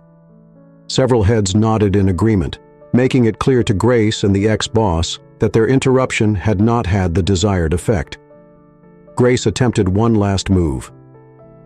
"I was about to announce that this gentleman's company is willing to secure a large contract with any entrepreneurs, provided they avoid scandals. Perhaps it would be in your interest to discard this duo and partner with us," she suggested, addressing the entrepreneurs as if her offer were irresistible. However, one local investor raised his hand, interjecting, "Sorry, but we're not interested in methods based on blackmail and humiliating people. For us, Dylan and Chloe's approach makes much more sense. We want to build something different." Grace and the ex-boss were left speechless. One by one, the entrepreneurs and investors expressed that they would remain attentive to Dylan's proposals. The tide was turning rapidly. Realizing they would not achieve their intended outcome, Grace cast Dylan a look of rage and embarrassment before storming out. The ex-boss followed, shooting Chloe one last scornful glance, which she met with steady resolve. With their departure, the atmosphere became surprisingly light. As if a weight had been lifted, scattered applause spread through the room. The mentor, pleased, asked Dylan and Chloe to pick up where they had left off. They continued answering questions and providing examples of how they intended to assist each business present. Amid the Christmas lights, Dylan and Chloe brought forth a renewed and purposeful version of themselves. They spoke of honesty, empathy, and how good business could be done without stepping on others. By the end, they were met with applause, and several entrepreneurs expressed interest in concrete partnerships. The outcome was better than they could have dreamed. When everything ended, some investors approached for conversations. One even expressed willingness to sign a letter of intent, giving Dylan and Chloe the confidence they needed to formalize their consultancy. The mentor beamed with pride, as if confirming he had bet on the right people. For Chloe, it was a dream, a Christmas miracle affirming her worth despite all the humiliation she had endured. For Dylan, it marked the beginning of a new chapter in his life, free from the stifling constraints of the past. As the last entrepreneurs dispersed, the mentor announced he would follow up in the coming days to formalize everything. Dylan and Chloe, exhausted but overflowing with joy, walked to a quieter part of the hall where a Christmas tree stood, adorned with colorful decorations. The sound of bells in the background reminded them that the evening had only begun, but already held so much promise. Dylan took a deep breath, gazing at the twinkling lights on the ornaments. He then looked at Chloe, who was smiling as she admired the sparkling decorations. Sensing his gaze, she turned, confused, as he pulled something from his pocket, a small velvet box that had once been a source of embarrassment. The same ring Grace had rejected, the same ring symbolizing a commitment that had never materialized. "I thought about returning this to the jeweler," he admitted, opening the box. "But over time, I realized I was waiting for the right moment to give it to someone who truly wanted to build something with me. It doesn't have to be a marriage proposal, but I'd like you to accept it as a sign that I trust you." Chloe felt tears welling up, overwhelmed, but also shy. "Dylan, I don't know if I'm ready for something this serious," he smiled, stepping closer. "You don't have to be. We can build things step by step, but I want you to have it as a symbol of my respect and love for who you are." With her heart racing, she took the box, gazing at the silver ring that seemed to shine brighter in the light of the Christmas tree. Without further hesitation, she nodded, her throat tight with emotion. He pulled her into a gentle embrace, and she rested her head on his shoulder, feeling happiness wash over her as snowflakes began to fall. Dylan and Chloe shared a timid kiss. The message was clear. Love can bloom in the most unexpected places, even on a cold sidewalk at Christmas. If you enjoyed this story, don't miss the next one. Just click on the screen.